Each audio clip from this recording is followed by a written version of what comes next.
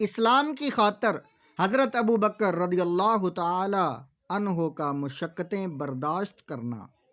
حضرت عائشہ رضی اللہ تعالی عنہ فرماتی ہیں کہ جب حضور اقدس صلی اللہ علیہ وآلہ وسلم کے مرد صحابہ رضی اللہ تعالی عنہم کی تعداد 38 ہو گئی تو وہ ایک دفعہ اکٹھے ہوئے اور حضرت ابو بکر رضی اللہ تعالی عنہ نے حضور صلی اللہ علیہ وسلم سے اس بات کا اصرار کیا کہ اب کھل کر اسلام کی دعوت دی جائے۔ آپ نے فرمایا، اے ابو بکر، ابھی ہم لوگ تھوڑے ہیں۔ لیکن حضرت ابو بکر رضی اللہ تعالیٰ عنہ کے اصرار کرتے رہے، جس پر حضور صلی اللہ علیہ وسلم نے کھلم کھلا دعوت دینے کی اجازت دے دی۔ چنانچہ مسلمان مسجد حرام کے مختلف حصوں میں بکھر گئے اور ہر آدمی اپنے قبیلہ میں جا کر بیٹھ گیا، اور حضرت ابو بکر لوگوں میں بیان کرنے کے لیے کھڑے ہو گئے، اور حضور صلی اللہ علیہ وآلہ وسلم بیٹھے ہوئے تھے۔ حضرت ابو بکر اسلام میں سب سے پہلے بیان کرنے والے ہیں، جنہوں نے اللہ اور اس کے رسول کی طرف کھلم کھلا کھڑے ہو کر دعوت دی، تو مشرکین حضرت ابو بکر اور مسلمانوں پر ٹوٹ پڑے، اور مسجد حرام میں مختلف حصوں میں مسلمانوں کو خوب مارا گیا، اور حضرت ابو بکر کو تو خوب مارا بھی گیا اور پاؤں تلے روندا بھی گیا۔ عتبہ بن ربیعہ فاسق حضرت ابو بکر کے قریب آ کر ان کو کئی تلے والے 2 جوتوں سے مارنے لگا، جن کو ان کے چہرے پر ٹیڑھا کر کے مارتا تھا، اور حضرت ابو بکر کے پیٹ پر کودتا بھی تھا۔ زیادہ مار کھانے کی وجہ سے اتنا ورم آ گیا تھا کہ ان کا چہرہ اور ناک پہچانا نہیں جا رہا تھا۔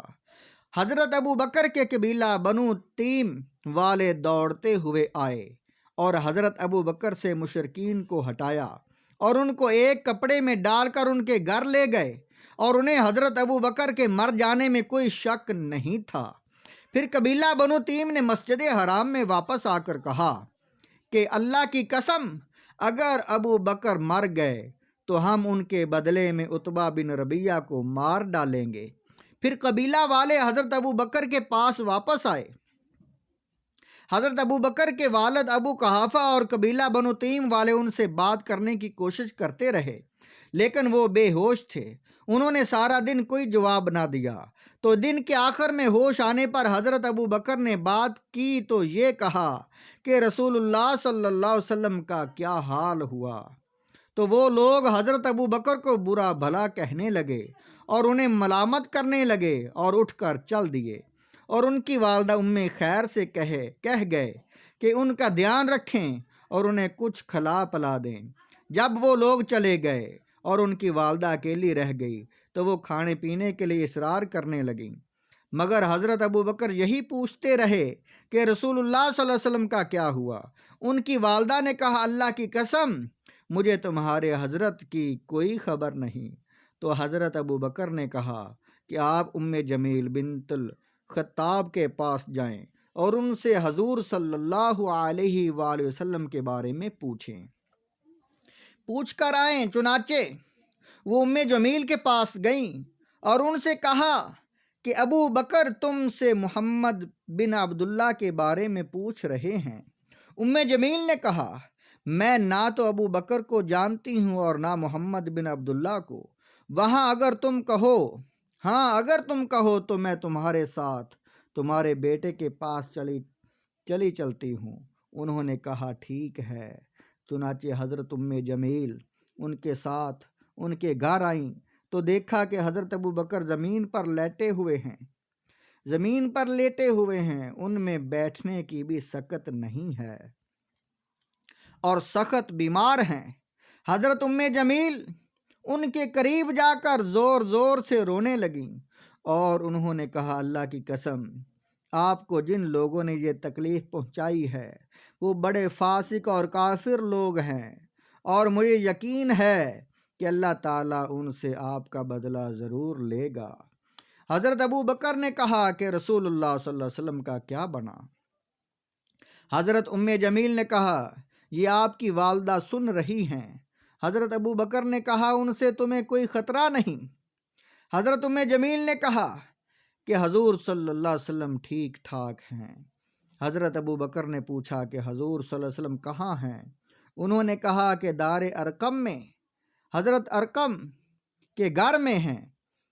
تو حضرت ابو بکر رضی اللہ تعالی عنہ نے کہا اللہ کی قسم، جب تک میں حضور صلی اللہ علیہ وسلم کی خدمت میں خود حاضر نہ ہو جاؤں اس وقت تک نہ کچھ کھاؤں گا نہ پیوں گا۔ حضرت ام خیر اور حضرت ام جمیل دونوں ٹھہری رہیں یہاں تک کہ کافی رات ہو گئی اور لوگوں کا چلنا پھرنا بند ہو گیا۔ پھر یہ دونوں حضرت ابو بکر صدیق رضی اللہ تعالیٰ عنہ کو سہارا دیتے ہوئے لے کر چلے، یہاں تک کہ حضرت حضور صلی اللہ علیہ وآلہ وسلم کی خدمت میں پہنچ گئیں۔ حضور صلی اللہ علیہ وآلہ وسلم حضرت ابو بکر کو دیکھ کر ان پر جھک گئے اور ان کا بوسہ لیا، اور سارے مسلمان بھی ان پر جھک گئے اور ان کی طرف متوجہ ہو گئے، اور ان کی یہ حالت دیکھ کر حضور صلی اللہ علیہ وآلہ وسلم پر انتہائی رقت طاری ہو گئی۔ حضرت ابو بکر نے کہا یا رسول اللہ، میرے ماں باپ آپ پر قربان ہوں، مجھے اور تو کوئی تکلیف نہیں ہے، بس اس فاسق نے میرے چہرے کو بڑی تکلیف پہنچائی ہے، اور یہ میری والدہ ہیں جو اپنے بیٹے کے ساتھ اچھا سلوک کرتی ہیں، اور آپ بہت برکت والے ہیں۔ آپ میری والدہ کو اللہ کی طرف دعوت دیں اور ان کے لیے اللہ سے دعا کریں، شاید اللہ تعالیٰ ان کو آپ کے ذریعے آگ سے بچا دے۔ چنانچہ حضور صلی اللہ علیہ وآلہ وسلم نے ان کے لیے دعا فرمائی اور ان کو اللہ کی دعوت دی اور وہ مسلمان ہو گئیں، اور صحابہ کرام رضی اللہ تعالیٰ عنہ حضور صلی اللہ علیہ وآلہ وسلم کے ساتھ اس گھر میں ٹھہرے رہے، اور ان کی تعداد 39 تھی۔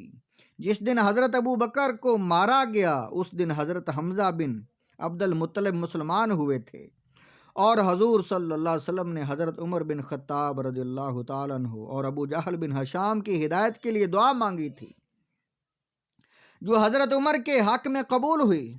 آپ نے بدھ کے دن دعا کی تھی، اور حضرت عمر رضی اللہ تعالیٰ عنہ جمعرات کو مسلمان ہوئے تھے۔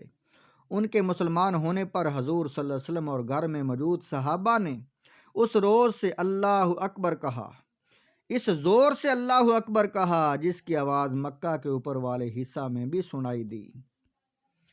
حضرت ارقم رضی اللہ تعالیٰ عنہ کے والد نابینا کافر تھے، وہ یہ کہتے ہوئے باہر آئے کہ اے اللہ میرے بیٹے اور اپنے چھوٹے سے غلام ارقم کی مغفرت فرما، کیونکہ وہ کافر ہو گیا، یعنی انہوں نے اسلام کا نیا دین اختیار کر لیا ہے۔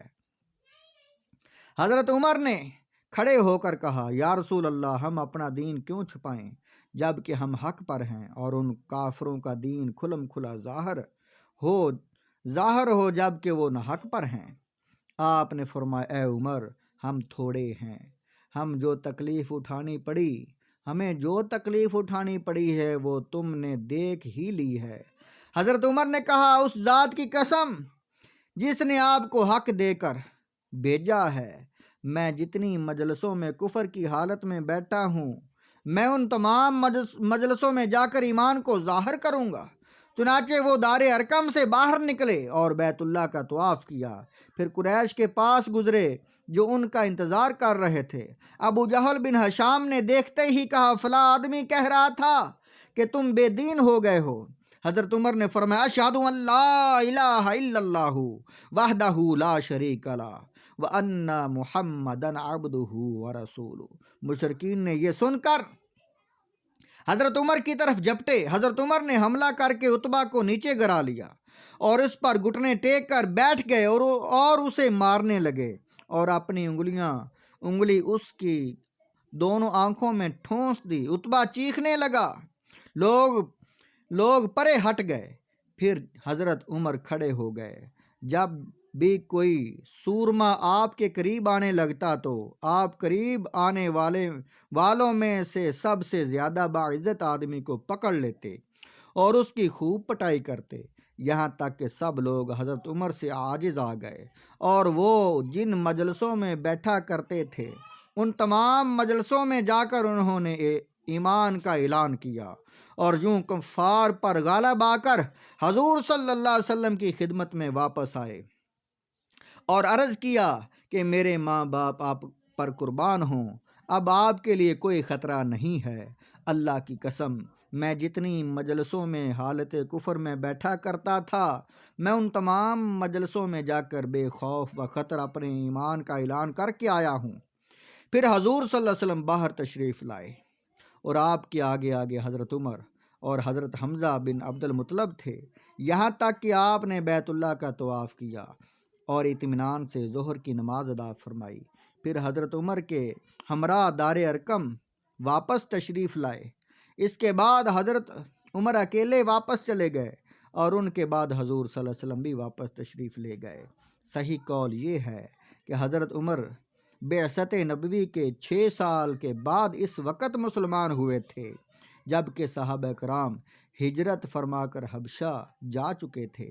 حضرت عائشہ رضی اللہ تعالیٰ عنہ فرماتی ہیں، جب سے میں نے ہوش سنبھالا اپنے والدین کو اسی دین اسلام پر پایا اور روزانہ حضور صلی اللہ علیہ وسلم صبح اور شام دونوں وقت ہمارے ہاں تشریف لایا کرتے تھے۔